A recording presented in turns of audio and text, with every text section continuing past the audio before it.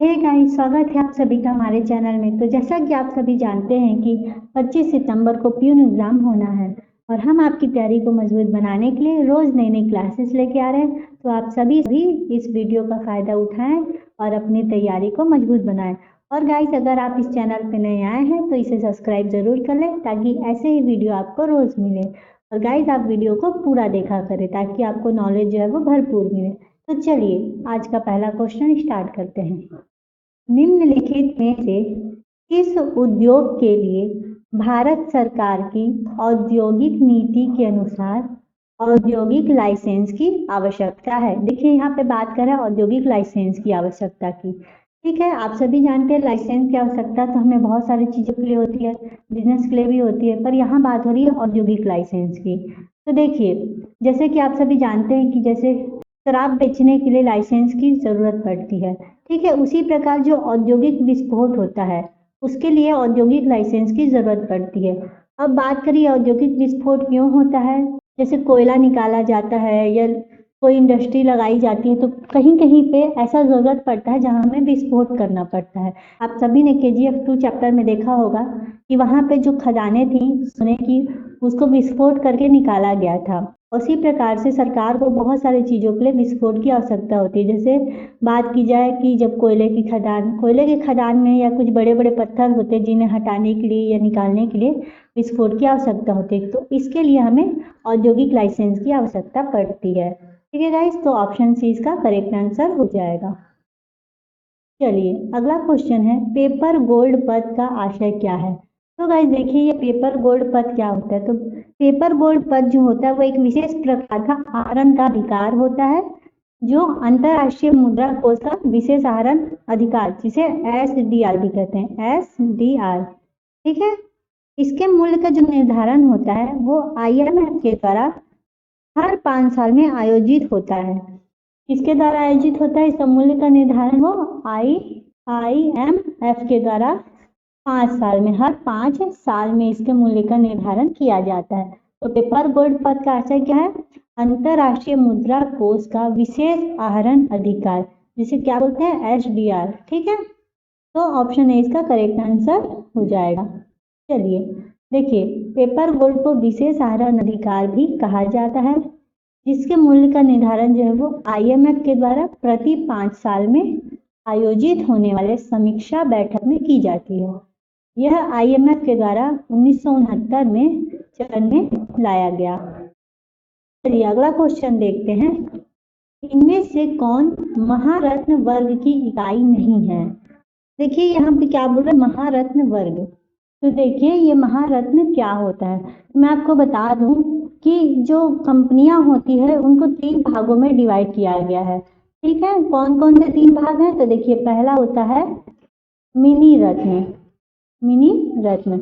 दूसरे नंबर पे आता है नवरत्न और तीसरे नंबर पे आता है महारत्न। ठीक है, देखिए सबसे पहले होता है मिनी रत्न। मिनी रत्न से जब कोई कंपनी आगे बढ़ती है तो उसको जो पदवी मिलती है आगे की वो होता है नवरत्न, और सबसे बड़ा जो होता है वो है महारत्न। ठीक है, सबसे बड़ा कौन सा पोस्ट होता है? महारत्न का होता है। तो देखिए बात करें अगर, देखिए महारत्न कितने हैं? तो महारत्न जो है वो 10 है, 10 कंपनियां जो है वो महारत्न की श्रेणी में है। और नवरत्न की बात करें तो 14 जो है वो नवरत्न कंपनियां हैं। अब ये कौन कौन सी कंपनियां, हम इसके बारे में भी देखेंगे। तो देखिए महारत्न जो कंपनी है इसकी जो स्थापना हुई थी, इसकी स्थापना 2009 में की गई थी, और जिसका उद्देश्य क्या था कि बड़े सार्वजनिक क्षेत्र के केंद्रीय उपक्रमों को अपने कारोबार का विस्तार करना, ठीक है, और विश्व की बड़ी कंपनी के रूप में उसको आगे बढ़ाना, ये इसका उद्देश्य था। तो देखिए बात करें कि कोई कंपनी महारत्न कंपनी कैसे बनती है। तो देखिए महारत्न कंपनी बनने से पहले उसको नवरत्न कंपनी में होना जरूरी है। पहले वो नवरत्न, पहले मिनी रत्न में आएगी, फिर नवरत्न में बनेगी, और नवरत्न के बाद उसका जो नेट प्रॉफिट होता है, ठीक है, नेट प्रॉफिट, वो नेट प्रॉफिट जो है वो 5,000 करोड़ रुपए से ज्यादा का होना चाहिए। ठीक है, 5,000 करोड़ रुपए से ज्यादा का उसका प्रॉफिट होना चाहिए, तब जाके वो महारत्न कंपनी जो है बनती है। ठीक है, तो देखिए बात करें कि कौन सा महारत्न वर्ग की इकाई में नहीं है। तो एक है गेल, गेल तो महारत्न कंपनी में आता है, ठीक है। फिर कोल इंडिया लिमिटेड ये भी आता है, सेल भी आता है। जो इस वर्ग की इकाई में नहीं आता है वो है भारतीय वायुयान प्राधिकरण, ऑप्शन नंबर डी, ठीक है। तो ऑप्शन नंबर डी इसका करेक्ट आंसर हो जाएगा। तो गाइस देखिए, बात करें वर्तमान की, तो वर्तमान जनवरी 2022 तक 10 महारत्न कंपनी है, जिसमें भारत पेट्रोलियम कॉर्पोरेशन लिमिटेड नवीनतम महारत्न कंपनी है, ठीक है। अब देखिए कौन कौन सी महारत्न है, तो आप सभी देख सकते हैं कि कौन कौन सी जो कंपनी, ये 10 कंपनियां हैं जो महारत्न कंपनी की श्रेणी में आती है। इसके बारे में मैं आपको डिटेल्स दे दूंगी। देखिए ये जो कंपनी है भारत की नवरत्न कंपनी, मैंने आपको बताया कि नवरत्न कंपनी में कुल कितने हैं, 14 नवरत्न कंपनियां हैं। आप सभी देख सकते हैं, ये पहला, दूसरा, तीसरा, चौथा, पांचवा, छठा, सातवां, आठवां, नौवां, 10वां, 11, 12, 13 और 14।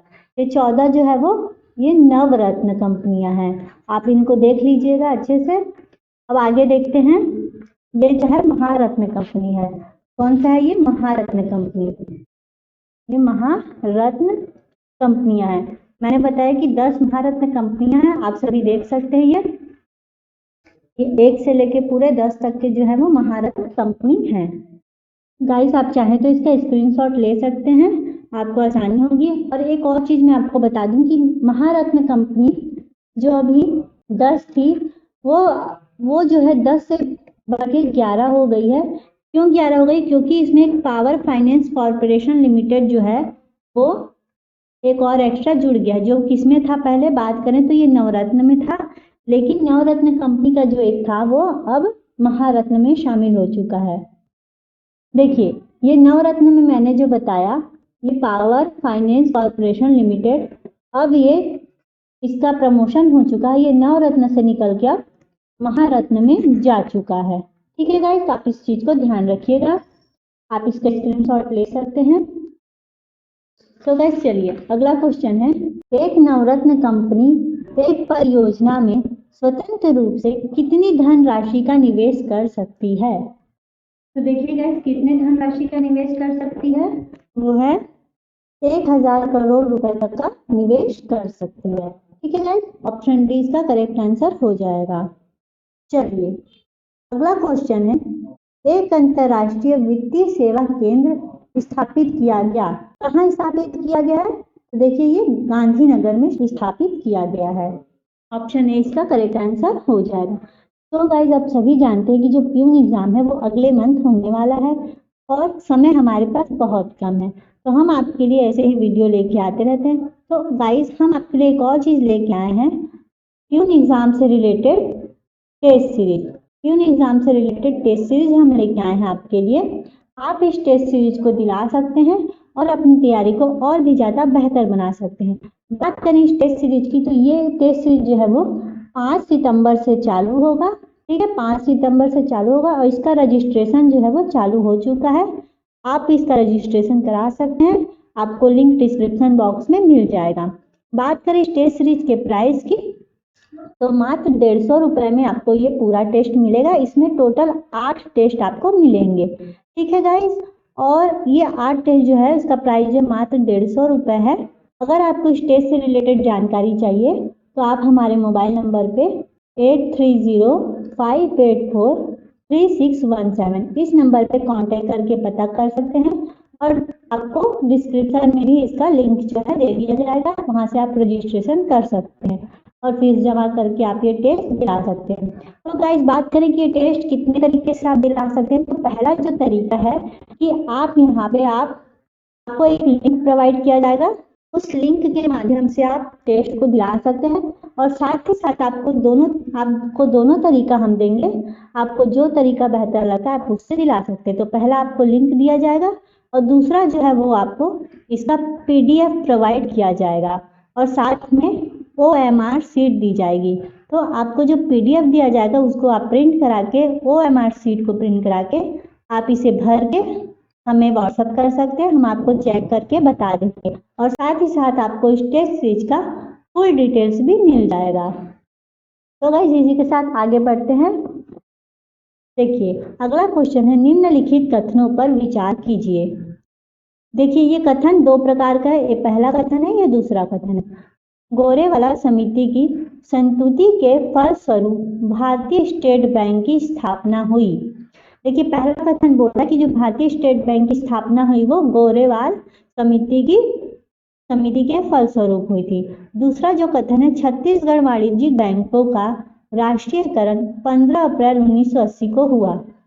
तो उपरोक्त में से कौन सा सही कथन है हमें बताना है। ठीक है गाइस, तो देखिए दोनों में से कौन सा कथन जो है वो सही। तो देखिए बात करें तो इसमें जो दोनों कथन है वो सही है।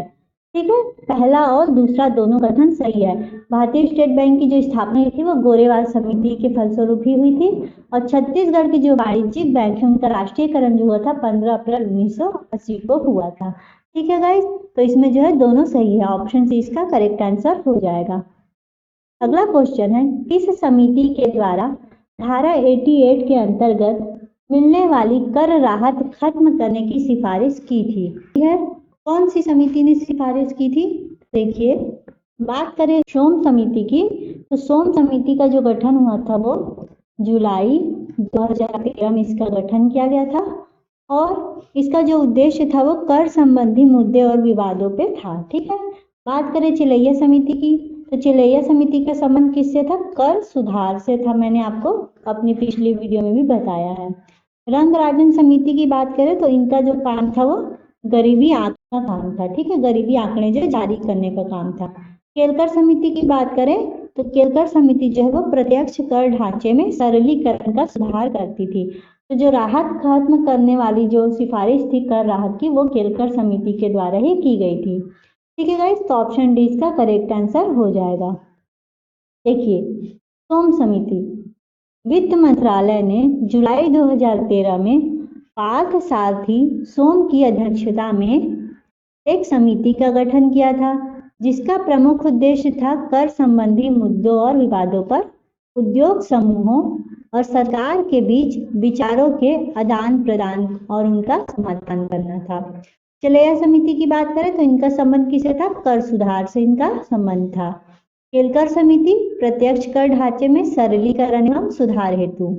रंगराजन जो समिति थी वो गरीबी संबंधी आंकड़े जारी करने का कार्य करती थी।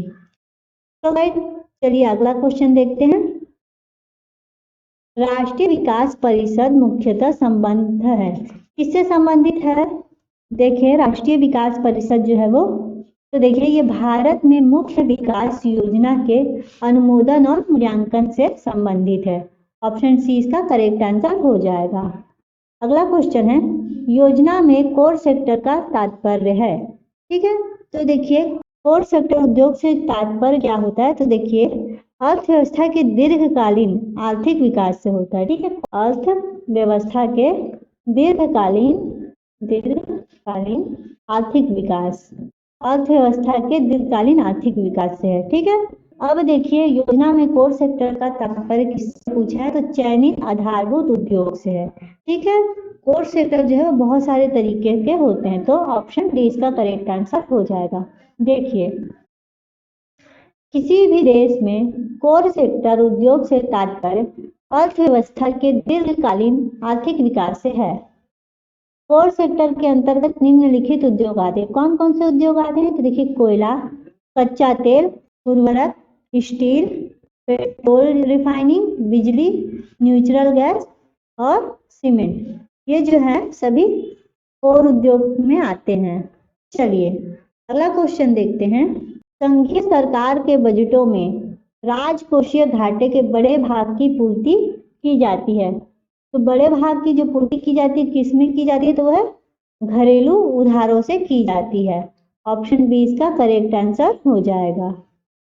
चलिए अगला क्वेश्चन है, प्रधानमंत्री ग्रामोद्योग योजना का ध्येय है। क्या उद्देश्य था प्रधानमंत्री ग्राम उद्योग योजना का, तो देखिए इसका उद्देश्य था कि पंचायत राज व्यवस्था का ग्रामीण क्षेत्रों में सुदृढ़ीकरण। ठीक है, पंचायत राज व्यवस्था का ग्रामीण क्षेत्रों में सुदृढ़ीकरण, तो ऑप्शन डी का करेक्ट आंसर हो जाएगा। चलिए अगला क्वेश्चन देखते हैं। अर्थशास्त्र को सीमितता या दुर्बलता का विज्ञान किसने परिभाषित किया था? किसने दिया था? देखिए, असीमितता या दुर्बलता का विज्ञान किसने कहा था? तो कहा था प्रोफेसर रॉबिन्स ने कहा था। ठीक है, बात करें ये कौन थे? तो ये ब्रिटेन के प्रसिद्ध अर्थशास्त्री थे और इन्होंने 1932 में अपनी पुस्तक लिखी थी। उसी पुस्तक में इन्होंने अर्थव्यवस्था को दुर्बलता का विज्ञान कहा था। इनके अनुसार बात करें तो मानवीय आवश्यकताएं जो थी वो असीमित थी और उनका पूरा करने के साधन जो थे वो सीमित थे। ठीक है, तो ऑप्शन सी इसका करेक्ट आंसर हो जाएगा। चलिए अगला क्वेश्चन है, बीमा नियामक एवं प्राधिकरण का मुख्यालय कहाँ है? कहाँ है इसका मुख्यालय? तो देखिए इसका मुख्यालय जो है वो हैदराबाद में है। तो ऑप्शन बी इसका करेक्ट आंसर हो जाएगा। तो देखिए कब लागू किया गया था? तो ये सन 2000 में लागू किया गया था। ऑप्शन डी इसका करेक्ट आंसर हो जाएगा।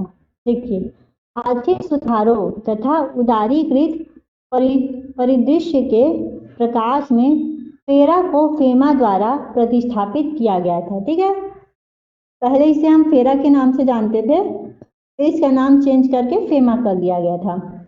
यह विदेशी व्यापार तथा भुगतानों को आसान बनाता है, साथ ही विदेशी मुद्रा बाजार का अनुरक्षण एवं संवर्धन करता है। चलिए अगला क्वेश्चन है, बैंक रेट वह दर है जिस पर भारतीय रिजर्व बैंक ऋण प्रदान करता है।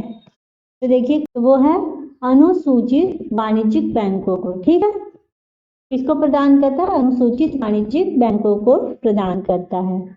ऑप्शन सी इसका करेक्ट आंसर हो जाएगा।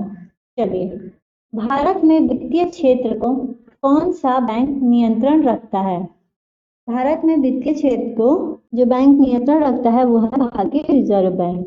ठीक है, भारतीय रिजर्व बैंक इसे नियंत्रित रखता है। तो ऑप्शन बी इसका करेक्ट आंसर हो जाएगा। चलिए अगला क्वेश्चन है, भारतीय रिजर्व बैंक के ओपन मार्केट ऑपरेशन से आशय है? क्या है ओपन मार्केट ऑपरेशन से? तो देखिए ओपन मार्केट ऑपरेशन का मतलब होता है सिक्योरिटीज में व्यापार करना। ठीक है, सिक्योरिटीज में व्यापार करना। ऑप्शन ए इसका करेक्ट आंसर हो जाएगा। चलिए अगला क्वेश्चन है, गेहूं के समर्थन मूल्य की अनुशंसा कौन करता है? कौन करता है? तो देखिए वो काम जो है वो कृषि लागत एवं मूल्य आयोग का है। ठीक है, तो ऑप्शन डी इसका करेक्ट आंसर हो जाएगा। चलिए फिर है, खाद्यान्नों के समर्थन मूल्य की संतुति देती है? कौन देती है खाद्यान्नों के समर्थन मूल्य की संतुति? देखिए इसका भी जो मैंने अभी बताया कि कौन देता है, कृषि लागत एवं मूल्य आयोग का कार्य है। ठीक है, तो ऑप्शन बी इसका करेक्ट आंसर हो जाएगा। चलिए, भारत में सबसे अधिक कॉफी उत्पन्न करने वाला राज्य कौन सा है? कौन सा राज्य है? तो देखिए कर्नाटक राज्य, यहाँ पे सबसे ज्यादा मात्रा में कॉफी का उत्पादन किया जाता है। ऑप्शन बी इसका करेक्ट आंसर हो जाएगा। तो गाइज आप इस वीडियो को अच्छे से रीड जरूर करें, बार बार इसे देखें ताकि आपका नॉलेज जो है वो अच्छे से गेन हो सके। आप सभी देख रहे हैं कि एक ही क्वेश्चन है जिसको बार बार अलग अलग तरीके से प्रेजेंट करके पूछा जाता है। ठीक है, तो आप इसे जरूर देखें और अपनी तैयारी को मजबूत बनाएं। तो गाइज हमारा ये वीडियो यहीं तक था। अगर आपको हमारा वीडियो पसंद आता है तो लाइक जरूर करें, चैनल को सब्सक्राइब करें और कमेंट जरूर किया करें कि आपको हमारा वीडियो कैसा लगा। तो गाइज हम फिर मिलेंगे अपने अगले वीडियो में, तब तक के लिए take care and keep learning.